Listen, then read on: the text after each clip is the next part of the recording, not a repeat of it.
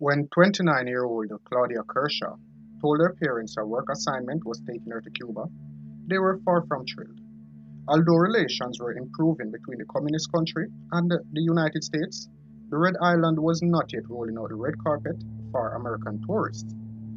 When Claudia called the following day, saying the Cuba trip had been cancelled and she was rerouted to Jamaica, her parents were relieved, believing Cuba was dangerous, but Jamaica was divine. For Claudia, paradise was short-lived, but for her parents, the purgatory continues. Although Claudia coveted Cuba, she was cool with a Jamaican jamboree, and jam she did. For 2 evenings, the bubbly brunette danced at a reggae club, went skinny dipping, and smoked a little you-know-what. Claudia did not return home as scheduled, and no one has heard from her in 20 years. Her parents believe employees of a Jamaican inn know more than they are saying about her disappearance. On May 24, 2000, Claudia and three other travel journalists flew into Montego Bay, Jamaica. From there, the group was scheduled to fly to Havana, but they were denied entry into Cuba due to increasing tensions with the United States over the ongoing Elian Gonzalez affair. To placate the writers, Sandals Resorts offered a complimentary week at several resorts throughout Jamaica. Claudia and fellow travel journalist Tanya Grossinger were given one in Negril. When we found out that we weren't going to Cuba, we were really, really upset. I had assignments. Claudia was there on work. We were also concerned because when they told us we couldn't go, they also told us we couldn't get back to New York. The women eagerly accepted and were rerouted to Negril, where they planned to stay until they could book return flights to New York.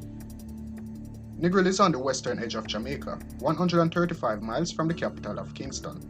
Its population was between 3,000 to 4,000, but plenty of tourists were in the town year-round. Claudia and Tanya made the most of their Jamaican layover as they partied through the evenings of May 25 and 26. Tanya could book a flight back to New York on May 27, but issues with Claudia's visa prevented her from booking a flight home. She planned to continue to stay at the Negril Resort until more flights became available. The two women had breakfast together in the morning before Tanya returned home. That afternoon, a lifeguard saw Claudia walking along the beach away from the resort. She was wearing a t-shirt over a bikini and carrying a portable radio.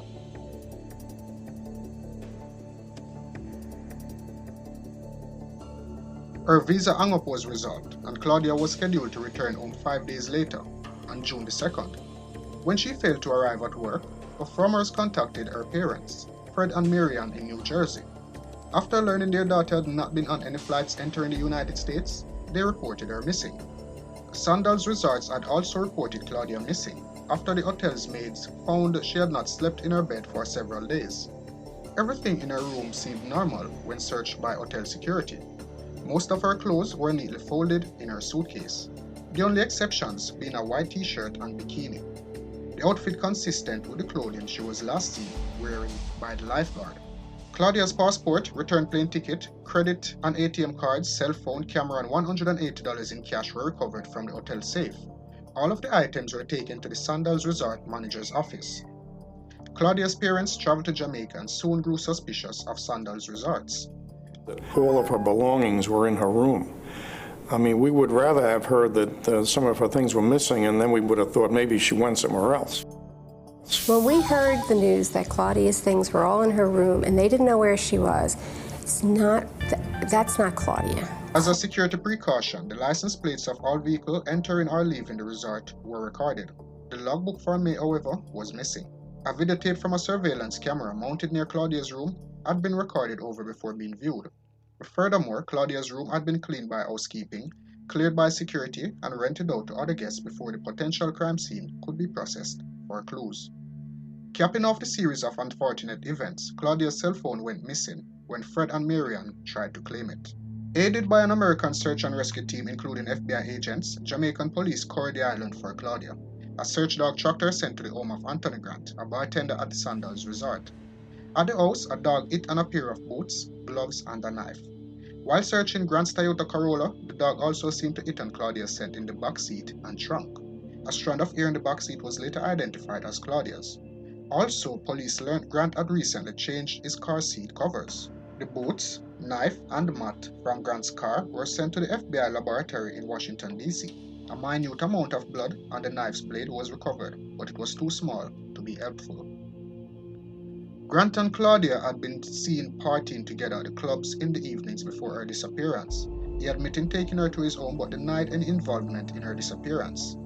Grant had called in sick for work on May 28, the day after Claudia was last seen. He did not show up for work after being questioned by the police. Shortly after that, he was fired from Sandals Resort. Jamaican police administered a polygraph test to Grant, but the results were inconclusive. They could find no evidence tying him to Claudia's disappearance, and he was never been charged with any crime. Claudia's parents, however, believe he knows what happened to their daughter. Because Claudia was last seen on the beach and in a bathing suit and t-shirt, police investigated the possibility that she had drowned. The water where she was last seen was not deep, and the current was weak. Area, it's not deep, and the current is not very strong. And if something should go wrong with someone there, the body would be found easily. Authorities believe if Claudia had drowned in that area, then her body would have surfaced. They do not dismiss the possibility that she drowned, but consider it unlikely. After Claudia was reported missing and news of her disappearance spread through the area, several Negril residents reported seeing a woman resembling her living in the hills with a Rastafarian man. Jamaican police investigated the report sightings, but said there is no information indicating the woman was Claudia. Go on yourself. We have checked several areas. We have spoken to a number of Rastafarians. Everything cool. Alrighty. We just want some help from you. In fact, we have gone to an area where the report said she was. Take a look. And there is no information to suggest that Claudia Kirschhoch was ever seen in that area. If you ever see her or hear anybody say anything about her, you know you have to find me. Yes, Claudia's parents believe Sandals Resort employees hindered the investigation into their daughter's disappearance. In 2002, they filed a lawsuit against the resort, charging it with willfully destroying evidence and causing emotional stress. The two sides settled out of court in 2005. Fred and Marian Kirschhoch also claimed the Jamaican police did not cooperate with them and would not let them examine the investigative file. Claudia's disappearance is sandwiched between the noted disappearances of two other American women from the Caribbean. 23-year-old Amy Bradley disappeared in Curacao in 1998, and 18-year-old Natalie Holloway disappeared in Aruba in 2005. Investigators into Amy's disappearance had uncovered evidence suggesting she may have been kidnapped and forced into the Caribbean sex industry. Those into Natalie's disappearance showed that she likely met with foul play, and she was declared dead in absentia in 2012. No evidence had been found indicating if Claudia Kirschhoch has met with either scenario. Claudia Ann Kirschhoch was last seen in Negril Jamaica on May 27, 2000. At the time of her disappearance, she was 29 years old, 5 feet 2 inches tall, and weighed 105 pounds. Her hair and eyes were brown, and she had a tattoo of a phoenix on her right hip. In May of 2002, a judge ruled Claudia legally dead, saying it was unlikely she disappeared of her own accord.